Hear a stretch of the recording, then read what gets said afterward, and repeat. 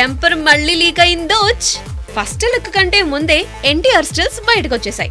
ఇప్పుడు టీజర్ రాకుండానే కథ లీక్ అయిపోయింది. ఇంతకీ టెంపర్ కథ ఏంటంటే, ఎన్టీఆర్ ఓ అనాథ.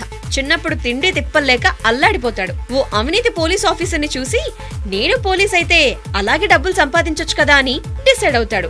అప్పట్నుంచి ఒక్కటే లక్ష్యం, పోలీస్ కావటం. చివరకు పోలీస్ అవుతాడు. దొరికిందంతా దోచుకుంటాడు.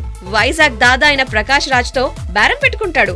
దొంగ పోలీసుల్లా కార్లు బంగ్లాలు సంపాదిస్తాడు. చివరికి నేను చేస్తుంది తప్పు అని తెలుస్తుంది. ఆ తర్వాత మార్పు వస్తుంది.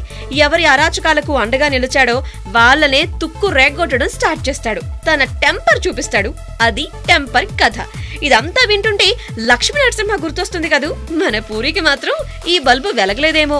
కథ పాతదైనా పూరి జగన్నాథ్ కి కథనంతో మ్యాజిక్ చేసే దమ్ముంది. ఆయన కూడా దాన్నే నమ్ముకున్నాడేమో. మరి తెరపై లక్ష్మీ నరసింహ 2 ఎంత హంగామా చేస్తుందో ఏంటో.